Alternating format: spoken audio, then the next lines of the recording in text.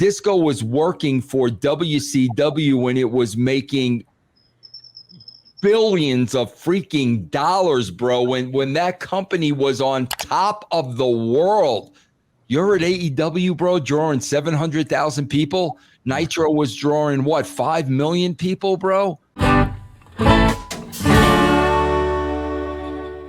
right, let's talk about Dax versus Disco Inferno. And in another big feud going on, the Disco Inferno commented on Dax's injury. He snapped back. He said, Dax said, I don't know. I know this is exactly what you're looking for because you beg for relevancy that you only got by being a punching bag your whole career, but you're a effing idiot. If you ever worked hard worked hard enough during your little 15-minute of fame career to ever feel any sort of pain, you'd know the anxiety that comes with injury to an athlete. So while you're trying to turn this into a bit of your SE podcast, I'm hoping and praying that I don't have enough to go through an extensive surgery or even worse. Vince is someone who works or a business who employs Disco Inferno, part of the brand, works with them quite a bit weekly.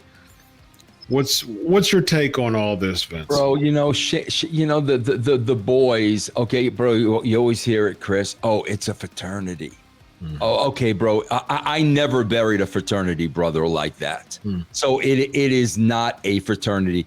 It should be a fraternity. The boys should not bury the boys, bro. That's the way it should be. Bro, I could tell you this. You're talking about, and then he goes to some ridiculous stuff like, you're going to question Disco's work ethic?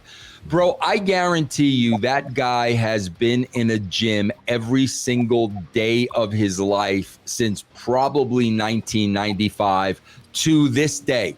To this day, look at Disco. Look at the shape this guy is still in.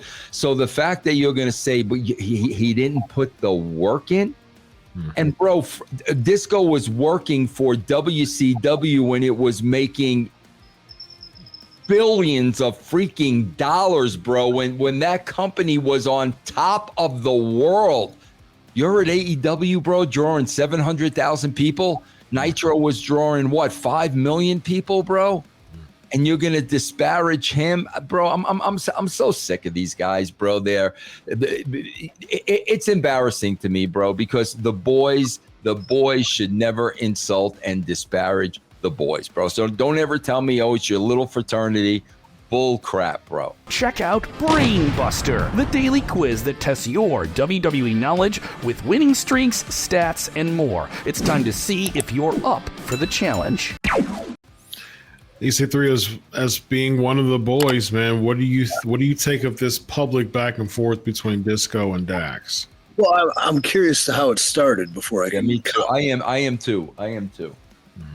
So was it I know Dax. I just found out he got injured, so I will wish him the best and hope everything's fine. Yeah. Nobody wants to see a man down. Dax is definitely, as far as it comes to being in the ring, one of the best guys I've ever been in the ring with. He's truly a professional. He's very gifted, great psychology, very smart to wrestling. So Disco, I've met a few times and has always been cool as hell. I know he likes to maybe stick it a little bit, maybe stir the pot a little bit, maybe, kind of get the ire of people going to, further his brand and his career. So I don't know how it started. I don't know how it will. Yeah. But so Dax, he does a video about appreciating the fans, the boss, the medical team, and the whole roster. Yeah. Disco responds by saying, "You just ruined your boss's narrative that he would put their safety record up against anyone. If talent is working hurt and not telling the office, then it's not a safe work environment. Bad look, Dax." Yeah, and then after his manifesto, after Dax, he said, Uncle Dax wrote a manifesto. This is what Glenn said. Uncle Dax wrote a manifesto on a retired, irrelevant wrestler. To be honest, it was better than any promo he's ever cut on TV. Excuse me. It's better than any promo he's ever cut on TV. Will be a fun discussion on the podcast. So That's the exchange. Always selling, right, Vince? These workers are always working. Yeah. Well, I guess at the end of the day, Disco's probably been a vocal critic of Tony and AEW for a while. Dax definitely, while he has fantastic matches, he does it so in a way where I would say he's smart with the risks he takes. But at the end of the day, too, when we get into a ring, it could be the more often than not, sometimes the most simplistic maneuver is the one that, winds up injuring you. I tore my ACL landing on my feet. I tore my ACL again, jumping onto the top rope. Like, simple things do cause injury. Mm-hmm. But I guess it's more of a shot at the unnecessarily boasted safety record that AEW had. Now, there's nothing to take away from the medical team because they probably work hard, but it was just another unnecessary kind of boisterous claim that has therefore trickled down into this dubious show of unnecessary back and forth.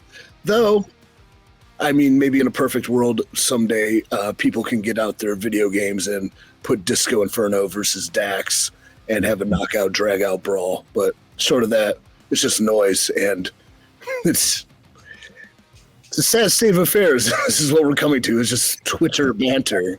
Like, yes. But see, the thing is, bro, with what Disco said, bro, were there personal insults in there?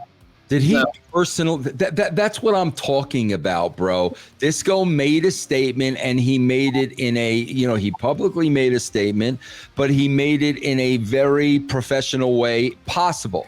Mm-hmm.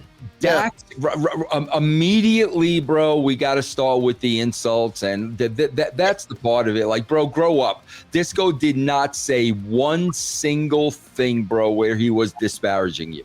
Our late the millennial generation, even the later ones, like ourselves, have a tough time, I guess, being called out without firing back immediately and making it personal. I would say, though, to perhaps Disco's point, if it was more of a indictment of the safety record that was unnecessarily boasted, then maybe making it directly at Dax could have been avoided. Maybe making a bold statement that here's one of their top guys, one of their best workers who's now injured, and these guys claim this safety record. Maybe the bad look Dax part could have been left out, and the rest would have just been a professional point of view, I guess.